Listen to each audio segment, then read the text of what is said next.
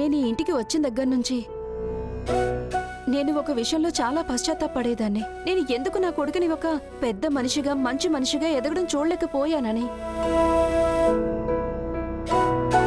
కానీ ఈరోజు నా పశ్చాత్తాపం వేరే దాని గురించి. నాకేమనిపిస్తుందో తెలుసా? నేను నీ జీవితంలో లేకపోవడమే ఆ కారణమేమో. అందుకే నువ్వు ఒక ఆడదాన్ని ఇలా అవమానించగలుగుతున్నావేమో. తన చరిత్ర మీద ఇలా బురద చల్లగలుగుతున్నావేమో. అమ్మా, నువ్వు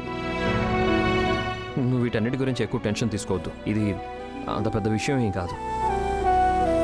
రాగా, నీకు నిజంగా అలా అనిపిస్తుందా? ఇదేం పెద్ద విషయం కాదా? నీ భార్య ఇంటిలోంచి వెళ్ళిపోవడం, దీనికి నేను ఏ టెన్షన్ పడకూడదా? రాఘవ్, నాకు రేఖ గురించి చిన్నప్పటి నుంచి తెలుసు. తను చాలా మంచిది, పవిత్రమైన అమ్మాయి. నీకసలు ఎలాంటి హక్కు లేదు నువ్వు తనని, తన పవిత్రతని నిరూపించుకోమని చెప్పడానికి. ఈరోజు నువ్వు రేఖ విషయంలో ఏదైతే చేశావో అది చాలా పెద్ద తప్పు. ఈరోజు నీ మాటలకి నేను ఎంత సిగ్గుపడుతున్నానంటే, ఎన్ని విధాలు ఆలోచించినా సరే నేను రేఖని వెళ్లకుండా ఆపలేకపోయాను.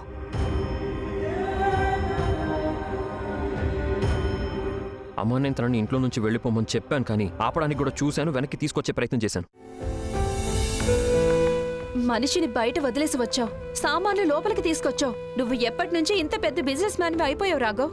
నీ దృష్టిలో ఒక మనిషి విలువ ఒక సూట్ కేస్ అంతేనా? లేదు రాఘవ్, రేఖ ఆత్మగౌరవం నీ ఐశ్వర్యం మొత్తం కంటే కూడా చాలా ఎక్కువ. ఇంకా నీకు అర్థమైంది కదా, నువ్వు ఇంకా రోహిత్ ఒకే హోటల్లో ఒకే టైంకి ఉండడం ఒక కుట్ర అని. మరి నువ్వు తన ముందు చేతులు జోడించాల్సి వచ్చినా, బ్రతిమలాడాల్సి వచ్చినా, తన ముందు సాష్టాంగం చేయాల్సి వచ్చినా పోయేదేముంది? అది నీకు సరిగా ప్రాయశ్చిత్తం అయ్యేది. నేను చెప్పేది నిజమే కదా? అలాగా? ఒక విషయం చెప్పమ్మా, ఒకవేళ రేఖకి బదులు నేను ఆ హోటల్ రూమ్లో ఉండుంటే, నేను ఎలా తనని చూశానో తను అదే విధంగా నన్ను చూసుంటుంటే, అప్పుడు తను కూడా నన్ను తప్పుగానే అనుకునేది కదా. కానీ రేఖ అక్కడ లేదు, నువ్వున్నావు.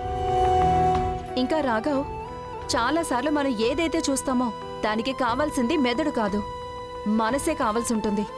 నువ్వు గనుక ఒక్కసారైనా నీ మెదడుకి బదులు నీ మనసుతో ఆలోచించుంటే అప్పుడు నీకు అర్థమయ్యేది రేఖ తప్పు చేయలేదని, నిజానికి ఎలా ఆలోచించి నువ్వు తప్పు చేస్తున్నావని. అమ్మా, నాకేమనిపిస్తుందో తెలుసా? నేను రేఖని ఎక్కువగా ప్రేమిస్తున్నానా అనేసై. అవునమ్మా, రేఖ చాలా మంచి మనిషి.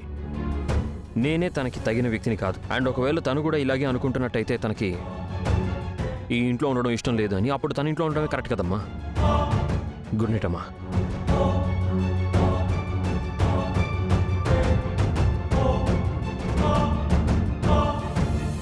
రేఖ, అమ్మా 3 వస్తువులున్నాయి. అవి లేకుండా నువ్వెప్పుడు ఇంట్లో నుంచి బయటికి వెళ్ళవు.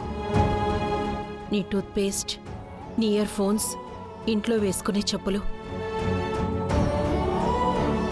నేను చెప్పటానికి ఈ కారణాలు చాలనుకుంటా. నువ్వేదో టెన్షన్లో ఉన్నావని. నువ్విక్కడికి కేవలం నాతో మాట్లాడడానికి రాలేదు. ప్లీజ్ రేఖ, నేను చెప్పాల్సింది ఇంకా పూర్తి కాలేదు. నీ కళ్ళున్నాయి చూడు, ఏవైతే నువ్వు దాచడానికి ప్రయత్నిస్తున్నావో అవి నీ కళ్ళలో నుంచి కారుతూనే ఉన్నాయి. ఏంటమ్మా కన్నీళ్ళ గురించి మాట్లాడుతున్నావు? ఏం కన్నీళ్ళు లేవు.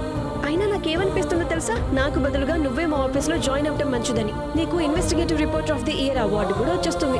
ఎందుకంటే నీకు లేని విషయాలు కూడా కనిపిస్తూనే ఉంటాయి కదా. రేఖ, మాట మార్చడానికి ప్రయత్నించకు.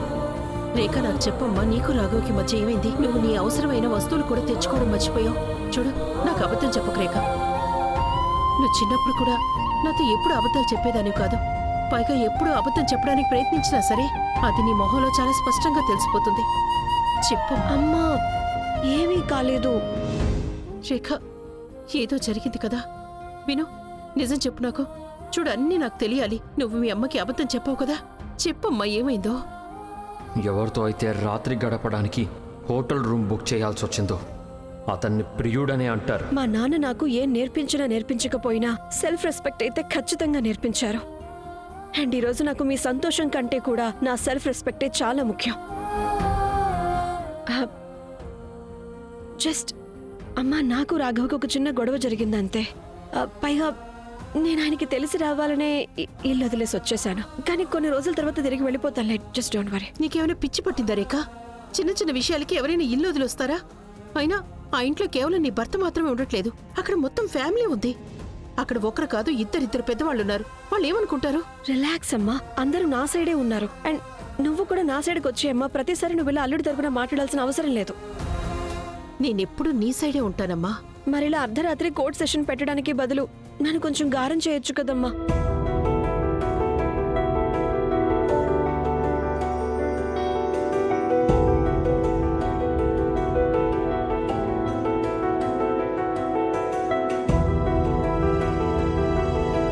అమ్మకి ఎలా చెప్పాలి? నాకు రాఘవ్కి మధ్య ఈసారి ఏదైతే జరిగిందో అదేమి చిన్న విషయం కాదని.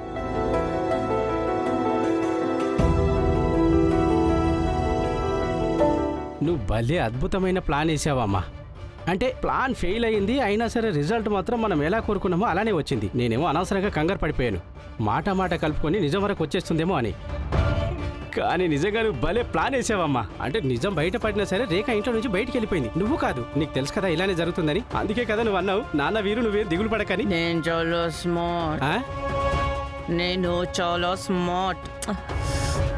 నాకు తెలుసు రేఖకి తన గౌరవ మర్యాదల కంటే ఏదీ ముఖ్యం కాదని. ఒకవేళ తన క్యారెక్టర్ మీద నింద పడితే ఆ నింద నిజమైనా అబద్ధమైనా రాఘవని ఎప్పటికీ క్షమించదు అండ్ ఇల్లు వదిలి వెళ్ళిపోతుందని. సరిగ్గా అలాగే జరిగింది. రాఘవ తన క్యారెక్టర్ మీద నింద వేశాడో లేదో తను వెంటనే ఇల్లు వదిలి వెళ్ళిపోయింది. కానీ అమ్మా, ప్రస్తుతానికి ప్రాబ్లం కేవలం ఒకటే, వీటన్నిటి వల్ల రోహిత్ ఇంటికి తిరిగి రాడంతే. మరి ఒకవేళ అతను ఇక్కడికి తిరిగి రాకపోతే మనం తనని ఎలా యూజ్ చేసుకుంటాం? రేఖని రాఘవ్ని శాశ్వతంగా దూరం చేయడానికి. ఇలా అయితే అలా ఎలా చేస్తాం, అలా అయితే ఇలా ఎలా చేస్తాం? వాళ్ళిద్దరిని విడగొట్టేశాం కదా, ఎప్పుడూ నెగిటివ్ మాట్లాడుతూనే ఉంటావు. ఒక్కసారైనా మన గెలుపుని ఆనందించరా. ఈ గెలుపుతో నా ముఖాన్ని ఆనందంతో వెలిగిపోనివ్వు. నీకు తెలీదేమో కానీ నీ మాటలకి నా గుండె పగిలిపోతుంది తెలుసా. నువ్వు అన్నావు కదా అమ్మా నీ ముఖం మీద ముడతలు వచ్చేసాయని. నాకెంత బాధ అనిపించిందో తెలుసా. ఇవి వయసు వల్ల రాలేదు, ఆ రేఖ ఈ ఇంట్లోకి వచ్చింది కదా, అందుకే నా ముఖం మీద ఇలాంటి వచ్చాయి. ఇప్పుడు రేఖ ఈ ఇల్లు వెళ్ళిపోయిందిగా, ఇక నువ్వే చూడు నా స్కిన్ మీద పడిన ఈ ముడతలన్నీ ఎలా మట్టుమాయమైపోతాయో.